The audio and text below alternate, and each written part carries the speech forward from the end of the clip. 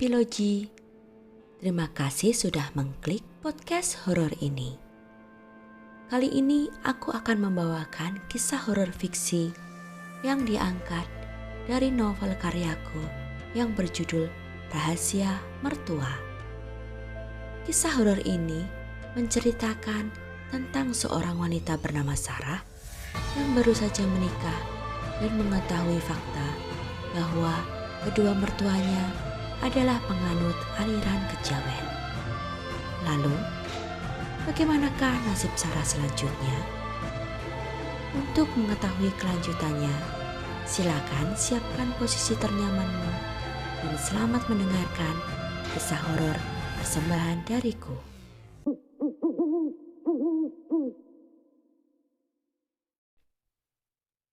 Air mataku menetes mendengar penuturan ibu. Tak kusangka, seorang ayah yang tak pernah kukenal dan kujumpai telah berkorban sedemikian besar untukku.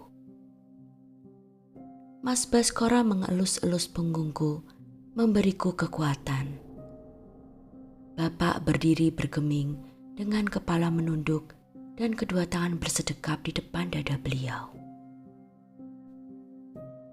Lalu, apa yang terjadi, Bu? Tanyaku. Ibu pun kembali melanjutkan ceritanya. Ki Mojo, ayah dari Bu Sastro, membukakan pintu depan dan menemukan tubuh seorang lelaki yang tergeletak di depan pintu. Lelaki itu adalah Hudaya. Tubuh Hudaya sangat kotor dan berbau busuk akibat lumpur, debu, dan luka di sekujur tubuhnya. Namun demikian, Ki Mojo tampak sama sekali tak terpengaruh dengan hal itu. Melalui wangsit yang diterimanya, ia sudah tahu bahwa Hudaya akan datang, sehingga ia sama sekali tak terkejut. Sastro, tolong kemari, bantu aku, panggil Ki Mojo kepada sang menantu. Nggih, Pak. Terdengar sautan dari dalam dan langkah kaki setengah berlari. Bu Sastro yang penasaran pun keluar dari kamarnya dengan menggendong Baskoro yang masih berusia 4 tahun. Masuk, Nduk. Jangan dilihat, bentak Ki Mojo. Bu Sastro pun kembali masuk dan menutup pintu kamarnya dengan tergesa-gesa. Ki Mojo dan Pak Sastro menggotong tubuh Hudaya ke dalam kamar yang sudah mereka siapkan. Mereka meletakkannya pada sehelai tikar yang digelar di atas lantai ubin. Kita letakkan dia di sini saja dulu. Nanti setelah makan, minum dan dimandikan, kita beri pakaian bersih dan kita rawat lukanya sebelum kita pindahkan ke tempat tidur. Titah Ki Mojo. Enggih, Pak, jawab Pak Sastro singkat. Ia segera berlari ke dapur untuk menyiapkan makanan dan minuman untuk Hudaya, sementara Ki Mojo berusaha untuk menyadarkannya. Saat Pak Sastro kembali ke kamar itu, Hudaya sudah siuman dan membuka matanya. Ia tampak kebingungan, namun tak ada sepatah kata pun yang keluar dari bibirnya. Ki Mojo pun sama sekali tak menanyai Hudaya. Ia membantu Hudaya untuk duduk bersandar pada dinding supaya mudah untuk disuapi. Dengan telaten, Ki Mojo menyuapi Hudaya sedikit demi sedikit hingga sepiring nasi dan lauknya pun berhasil mengisi perut Hudaya. Segelas air teh menjadi penutup makan pagi itu. Selesai disuapi, mereka berdua mendudukkan Hudaya pada sebuah kursi. Bersama-sama, Ki Mojo dan Pak Sastro mulai menyeka tubuh kurus lelaki itu dengan lap dan air hangat yang sudah dicampur dengan sabun. Hudaya duduk diam saja tanpa penolakan. Pun saat Pak Sastro memakaikannya pakaian bersih dan lalu membaringkannya di atas tempat tidur. Waktu itu di luar sudah terang, sudah pukul 7 pagi. Hudaya tertidur dengan amat tenang hingga terbangun pada keesokan harinya. Hudaya tampak kebingungan dan ketakutan saat membuka matanya. Kim Mojo tersenyum prihatin. "Kamu aman di sini, Nak. Jangan takut," ujar Kim Mojo. "Di mana aku, Pak?" tanya Hudaya. Ia berusaha untuk bangkit, namun tubuhnya masih terasa sangat lemah dan kesakitan. "Kamu berada di rumahku. Makhluk itu tak akan bisa menyakitimu di sini." Bagaimana Bapak bisa tahu ada makhluk yang akan menyakitiku?" Kim Mojo menghela napas. Mata tuanya yang kelabu menatap lekat pada Hudaya. "Aku tahu apa yang terjadi dan aku pun sudah mendapat petunjuk bahwa kau akan datang kemari." Akhirnya, Hudaya pun tinggal bersama mereka. Keadaannya menjadi lebih baik. Kesehatannya mulai pulih dan luka-lukanya mulai kering dan menutup. Ia pun mulai bisa membantu-bantu pekerjaan di rumah itu. Baskoro kecil pun sangat sayang padanya karena sering dimomong oleh Hudaya. Sastro dan istrinya kerap mengajak Hudaya saat mengunjungi atau berpesta bersama teman-teman mereka. Dengan dipimpin oleh Kim Mojo, mereka tetap mengadakan ritual pada malam-malam tertentu untuk melindungi keluarga mereka dari serangan Nyi Ganda Mayit. Hingga pada suatu ketika, "Aku ingin melihat anakku, Pak," kata Hudaya. "Lebih baik jangan, Nak. Jangan mencampuri lagi kehidupan anakmu, agar Nyi Ganda Mayit tak lagi mencarinya. Itu demi kebaikan anakmu juga." Ningrum sudah menikah dengan seorang lelaki bernama Adi Sucipto.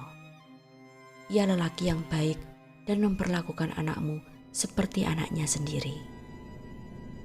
Mereka sudah hidup dengan tenang dan bahagia. Jangan kau usik, Nak. "Aku tidak ingin mengusik mereka, Pak. Aku sudah ikhlas. Aku hanya ingin memandang anakku dari kejauhan."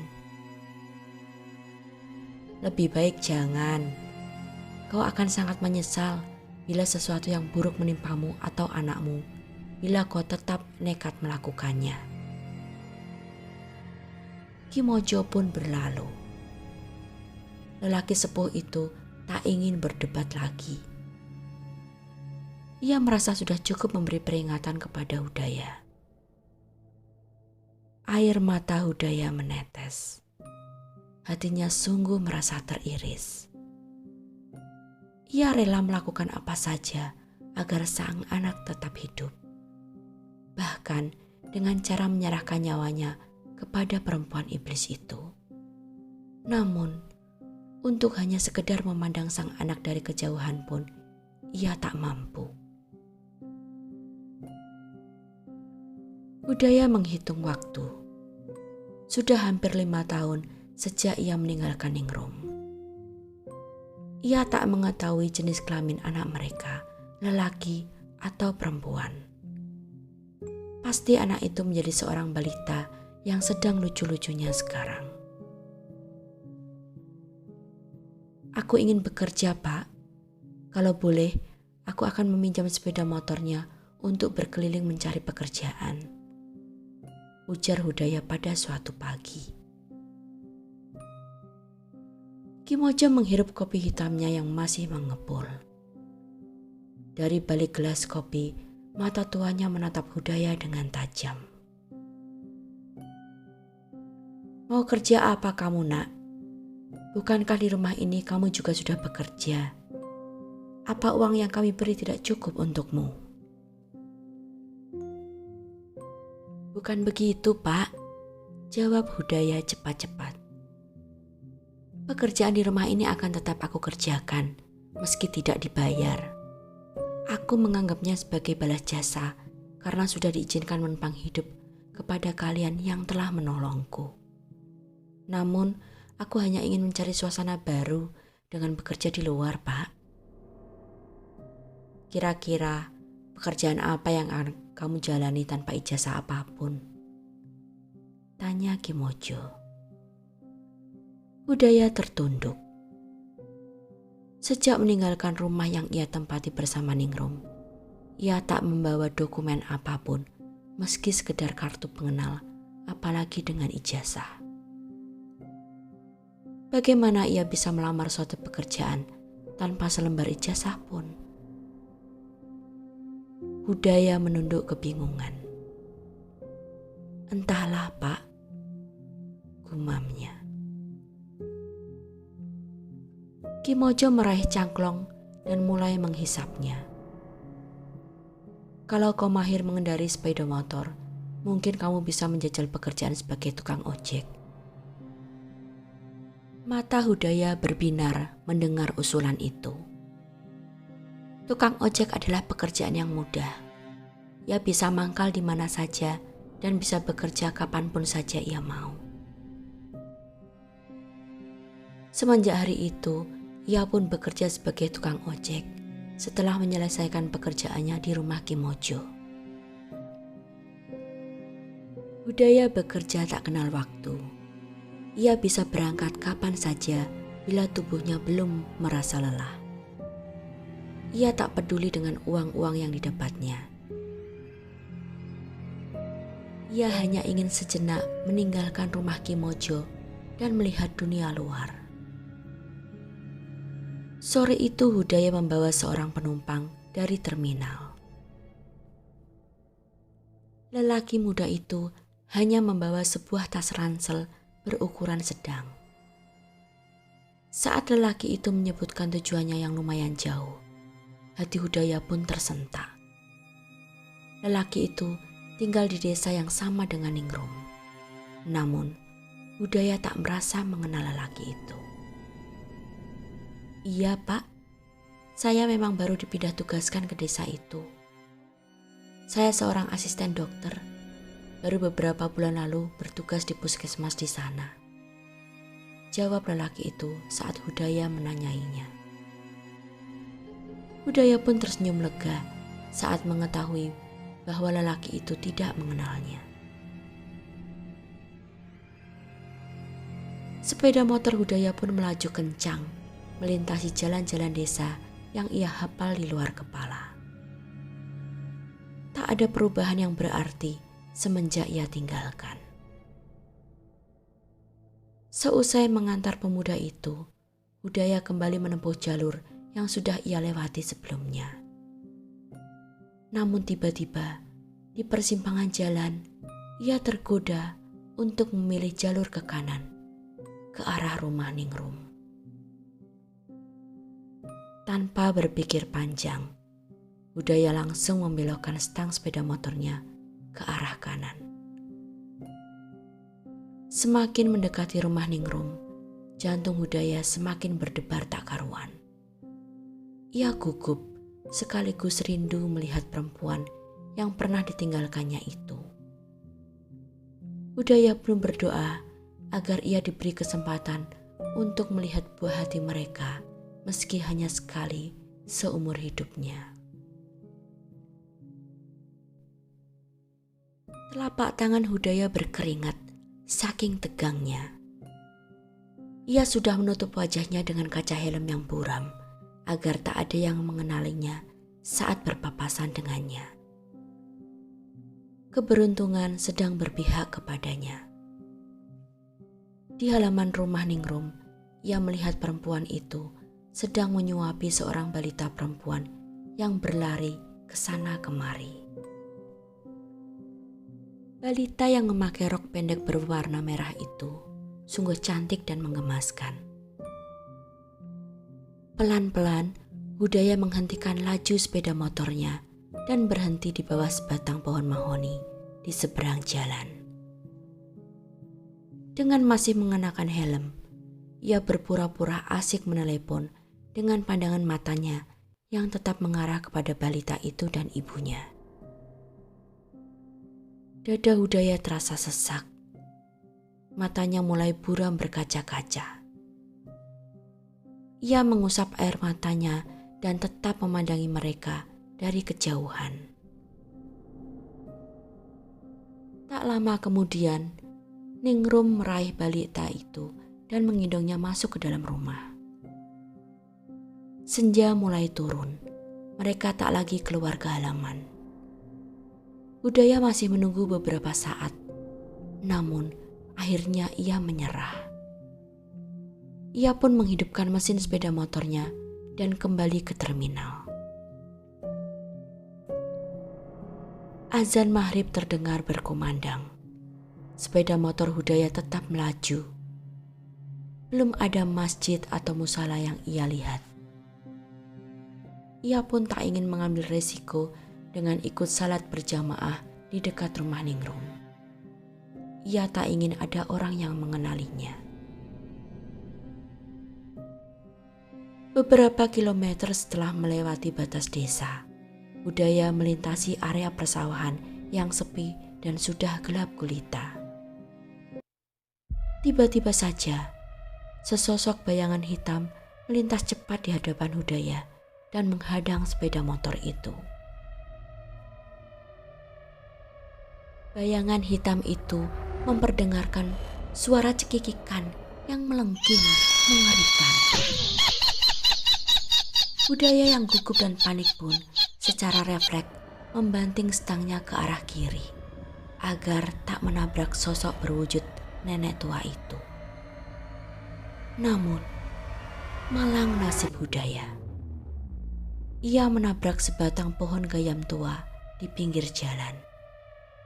Seketika, sepeda motor milik keluarga Kimojo itu remuk dan Hudaya pun terpental ke aspal dengan tengkorak kepala yang retak. Lelaki itu pun tewas seketika di lokasi kejadian.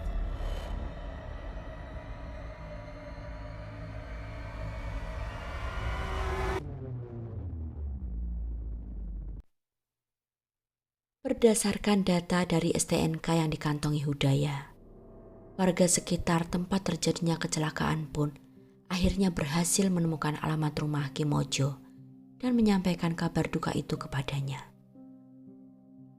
Malam itu juga, Kimojo dan suami istri Sastro bergegas menuju ke rumah sakit setelah sebelumnya menitipkan Baskoro kepada Mbok Darti di rumahnya.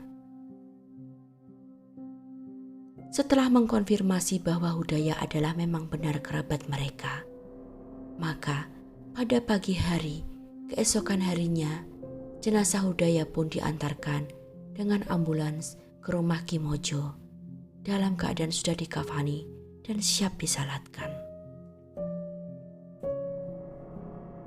Pemakaman dilangsungkan segera sebelum waktu zuhur dan berlangsung singkat dengan hanya beberapa orang saja yang mengantar hingga ke area pemakaman umum. Tak banyak kerabat dan kolega Kimojo atau Pak Sastro yang datang melayat, karena mereka tak ingin terlalu banyak orang yang mengetahui keberadaan Hudaya yang tinggal di rumah mereka. Semua itu mereka lakukan agar Ningrum dan keluarga Hudaya lainnya tak bisa melacak keberadaan Hudaya. Keluarga Kimojo sangat berduka atas kepergian Hudaya, mengingat sudah sekian lama lelaki itu menjadi bagian dari keluarga mereka. Setidaknya kini ia sudah tenang, tak diganggu oleh teror-teror itu lagi, dan anaknya pun tumbuh normal seperti anak-anak lainnya, ujar Kimojo. Bu Sastro dan suaminya mengangguk setuju atas ucapan sang ayah. Malam itu adalah malam pertama di rumah itu tanpa kehadiran Hudaya. Seperti biasa, saat semua penghuni rumah sudah tidur, hanya Kim Mojo yang masih terjaga. Lelaki sepuh itu selalu tidur menjelang dini hari dan lebih suka duduk di belakang rumah mendengarkan radio tua yang menyiarkan wayang, ketoprak, atau memutar lagu langgam Jawa dengan volume pelan. Segelas kopi hitam dan pipa cangklong tembakaunya selalu setia menemani lelaki itu saat bergadang.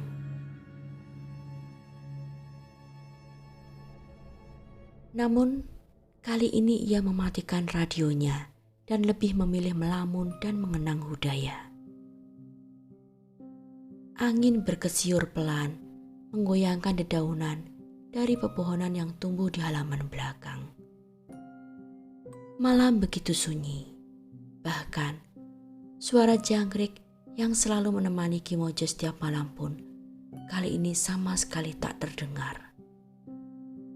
Beberapa kali Kim Mojo mengusap lengannya yang terasa dingin. Namun, lelaki sepuh itu belum mau beranjak dari kursi rotannya yang nyaman. Ia menengadah ke arah langit. Rembulan sedang purnama. Cahayanya yang terang menimpa permukaan dedaunan sehingga terlihat berwarna keperakan. Mendadak, awan hitam berarak cepat menutup permukaan rembulan. Suasana pun menjadi sedikit gelap. Kim Mojo merasakan firasat aneh yang mengusik batinnya. Dari ekor matanya, ia menangkap sesosok bayangan di kegelapan kebun.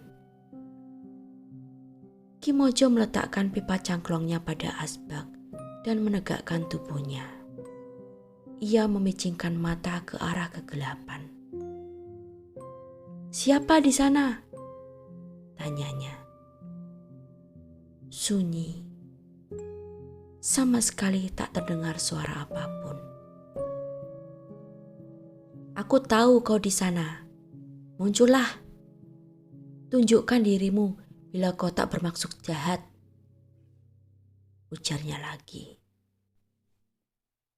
Suasana tetap sunyi. Namun, di balik kesunyian itu, mata batin Kim Mojo yang sudah terlatih selama puluhan tahun bisa menangkap pergerakan bayangan samar di dekatnya. Ia menoleh pelan ke arah kursi rotan di sebelah kirinya yang hanya dibatasi oleh sebuah meja kaca bundar. Kim Mojo tersenyum tipis. Ia meraih gelas kopinya yang sudah dingin, menghirup isinya beberapa tegukan. Lalu, dengan santai, ia meraih pipa cangklongnya lagi dan menghisapnya perlahan. "Ada apa, Hudaya? Mengapa kau pulang? Apakah ada sesuatu yang tertinggal?" tanya Kim Mojo kepada kursi rotan kosong itu. Tak ada jawaban. Namun, Kim Mojo tampak mendengarkan dengan seksama. Sesekali ia mengangguk, meneguk kopinya, menghisap pipa cangklongnya. Terus begitu berulang-ulang. Selama beberapa menit, ia mendengarkan sesuatu yang hanya bisa didengar olehnya. "Baiklah, bila itu maumu, aku akan usahakan semampuku. Sekarang, kembalilah ke alammu. Sudah larut malam. Tubuh renta ini sudah menuntutku untuk beristirahat," ujarnya pelan. Beberapa detik kemudian, ia mengangguk, seperti memberi salam. Lalu, secara mendadak, awan hitam yang menghalangi sinar rembulan pun bergeser. Halaman belakang menjadi benderang. Kim Mojo menggigit pipa cangklongnya, lalu membawa masuk radio dan gelas kopinya ke dalam rumah. Saat menutup pintu, ia mendengar satu kali kokok ayam jantan di kejauhan. Demikianlah akhir part 15 dari kisah horor yang berjudul Rahasia Mertua. Apakah kalian suka kisahnya? Silakan tinggalkan komentar, like, share, dan subscribe channel ini serta nyalakan notifikasinya agar kalian mendapatkan pemberitahuan saat aku mengupload part berikutnya. Terima kasih.